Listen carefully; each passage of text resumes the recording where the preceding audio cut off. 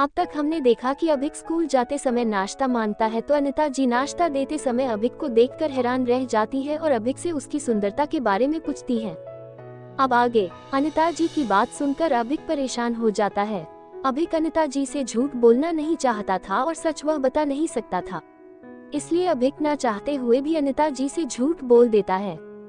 अभिक अनिता जी से बोला, माँ वो मुझे वैद्य जी ही मिले थे और उन्होंने मुझसे कहा था कि वह मुझे हर्बल मेडिसिन बनाना और पुराने तरीकों से इलाज करना सिखाएंगे। अभिक की बात सुनकर अनिता जी बोली, क्या कहा वो तुझे सिखाएंगे? और भला वह ऐसा क्यों करेंगे? वो किसी और को नहीं ढूंढ सकते क्या? अनिता जी की फिक्र भरी आवाज सुनकर अभिक अनिता जी से बोला, माँ वह वैद्य जी बहुत अच्छे हैं और वैसे भी बस वो मुझे अपना स्टूडेंट बनाने के लिए ही तो बोल रहे थे। ये तो मेरे लिए भी अच्छा है, अपनी पढ़ाई के साथ साथ मुझे मेडिसिन की जानकारी भी होगी तो फिर हमें भी बार बार अपना इलाज कराने शहर जाने की जरूरत नहीं होगी। अभिक की बात सुनकर अनिता जी पहले तो अभिक को देखती रहती है, फिर कुछ देर रुक कर अभिक से बोली, उन्होंने तुझसे बोला और तूने हाँ कर दिया और तूने एक बार भी मुझसे पूछना जरूरी नहीं समझा। अनिता जी की बात सुनकर अभिक अनिता जी को चारपाई पर बैठाते हुए बोला, नहीं माँ ऐसा नहीं है, मैंने उन्हें हाँ नहीं बोला है। मैं तो आज आपसे पूछकर ही उन्हें हाँ बोलने वाला था। वैद्य जी ने कहा था कि वह आज मेरे जवाब का इंतजार करेंगे। अनिता जी अभिक की बात सुनकर शांत स्वर में बोली, हाँ तो बता क्या सोचा है तूने? अपनी माँ की आवाज सुनकर अभिक बोला, मैंने तो कुछ नहीं सोचा, आप ही बताओ मैं वैद्य जी को क्या जवाब दूं? अनिता जी अभिक की बातें सुनकर अभिक के गाल पर हाथ रखते हुए बोली, मुझे पता है तेरा मन हाँ करने का है और जिसमें तेरी खुशी है उसमें ही मेरी खुशी है, इसलिए तू वैद्य जी को हाँ बोला सकता है। अनिता जी की बात सुनकर अभिक के चेहरे पर खुशी आ जाती है।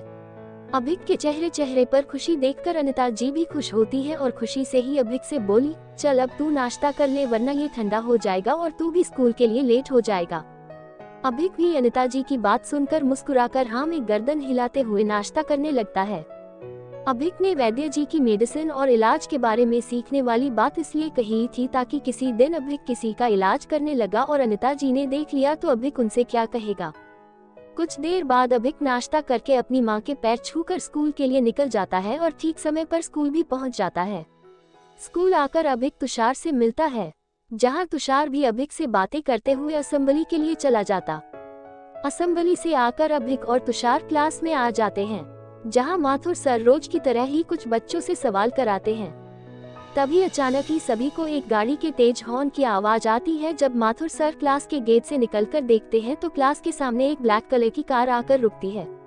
अभिक की क्लास के और अदर क्लास के स्टूडेंट्स भी उस कार को खिड़कियों से देखते हैं, क्योंकि किसी को भी स्कूल के अंदर कार लाने की परमिशन नहीं थी। तभी उस ब्लैक कार से ड्राइवर निकलकर कार का बैक डोर ओपन, जहां से एक औरत चेहरे पर ढेर सारा मेकअप लगाए, महंगे कपड़े, हाई हील्स पहने और सनग्लासेस लगाए कार से उतरती है। उस औरत के गले में एक बड़ा ही चमकीला सिल्वर कलर का नेकलेस होता है और उसी से मैचिंग के इयररिंग्स होते हैं और वह औरत बड़ी ही एटीट्यूड वाली लग रही थी। तभी ड्राइवर जल्दी से भागकर कार के दूसरी तरफ जाकर दूसरी तरफ का गेट भी ओपन करता है, जहां से एक हल्का मोटा सा का रेड टी शर्ट में ब्लू जीन्स और ब्लैक लेदर शूज में बड़े रोब के साथ उतरता है। ये लड़का कोई और नहीं बल्कि मोहित ही था, और वो औरत जो मोहित के साथ थी वह मोहित की माँ पारुल थी। दोनों ही बड़े एटीट्यूड के साथ आकर अचानक से ही माथुर सर के बीच से होते हुए क्लास में घुस जाते हैं। उनका ऐसा रवैया देखकर माथुर सर भी हैरान थे। तभी मोहित की माँ पारुल क्लास में जाकर तेज चिखते हुए बोली, कौन है वह नालायक जिसने मेरे बेटे को पिटवाया और उस पर बुक चोरी करने का इल्जाम भी लगाया? बता मोहित, कौन है वह नालायक? मोहित अपनी माँ को गुस्से में देखकर अभिक को देखकर मुस्कुराता है, लेकिन अभिक भी मोहित को मुस्कुराता हुआ देखकर खुद भी मुस्कुरा देता है। अभिक को मुस्कुराते देखकर तो मोहित की तन बदन में आग सी लग जाती है, इसलिए मोहित गुस्से में अभिक की तरफ अंगुली दिखाकर अपनी माँ से बोला, मॉम यही है वह फटीचर अभिक।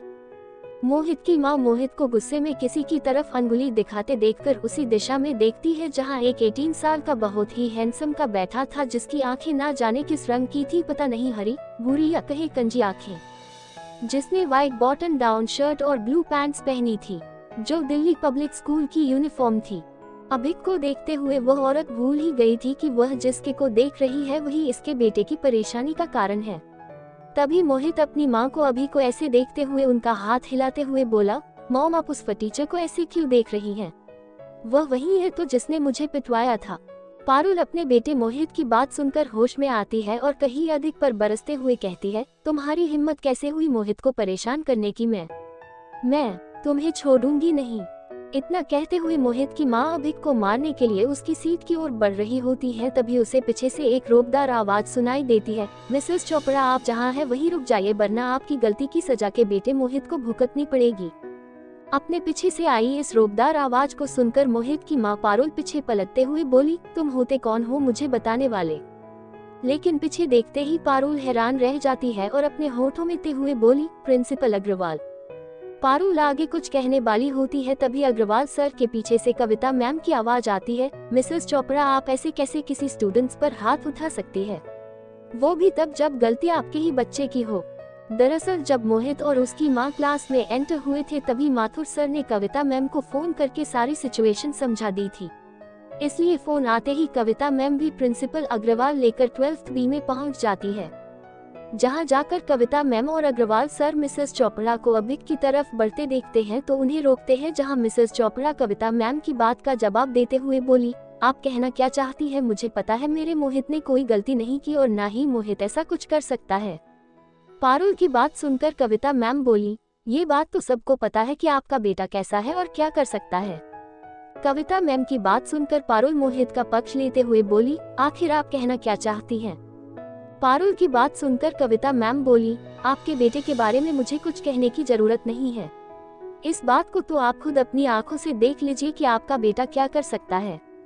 इतना कहकर कविता मैम मोहित की मां को अपने फोन में सीसीटीवी फुटेज दिखाने लगती है, जिसमें माथुर सर की क्लास की फुटेज थी।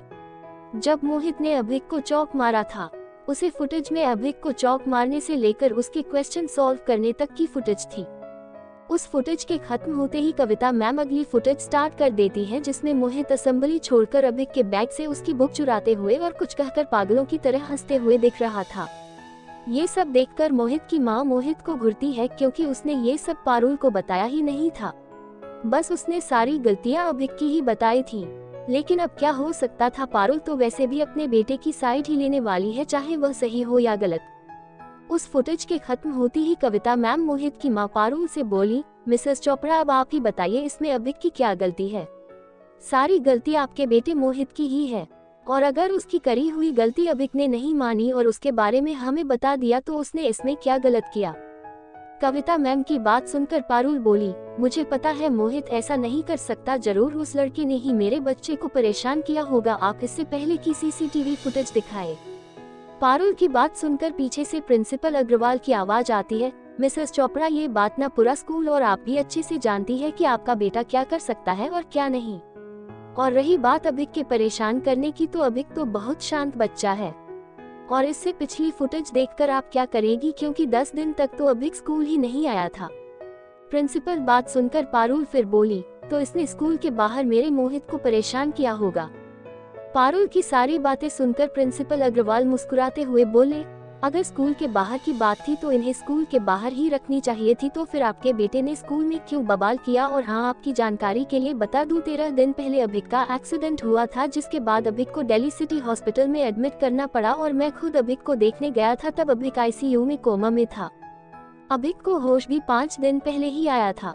इसका मतलब है कि अभिक ने तो बाहर मोहित को परेशान नहीं किया होगा, और उससे पहले कभी इन दोनों की ना लड़ाई हुई ना बात हुई, तो आपके बेटे ने ऐसा क्यों करा? पारुल, कविता मैम, माथुर सर और पूरी क्लास अभिक की कंडीशन जानकर हैरान थे।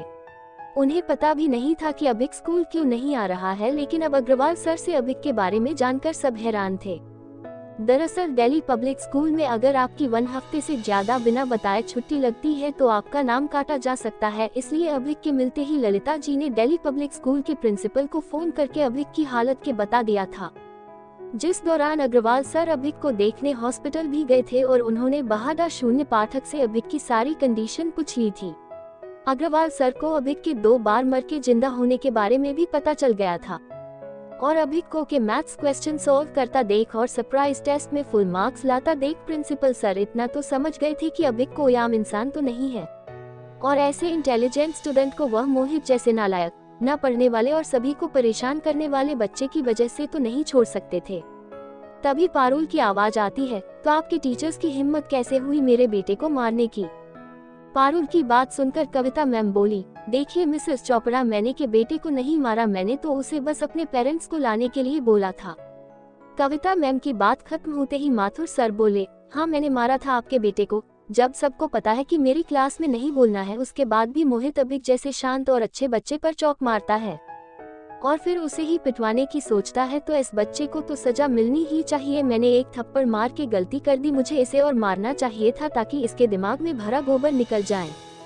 और क्या आपने सुना नहीं था, जब यह अभिक के बैग से बुक चोरी कर रहा था तो इसने क्या कहा था? इसने कहा था कि अब देख अभिक, जैसे तूने मुझे माथुर से पिटवाया था ना, अब वैसे ही कविता मैम तुझे पिटेंगी, तब मैं हंसूंगा और तू रोएगा। हाँ हाँ हाँ, ऐसा क्या था इसने? क्या आपने इसे इतने ही मैनर्स सिखाए हैं जो ये अपने टीचर्स का नाम लेता है? इस पूरे स्कूल में स्टूडेंट्स तो क्या, टीचर्स भी, यहाँ तक कि प्रिंसिपल सर भी मुझे कभी ऐसे नहीं बुलाते।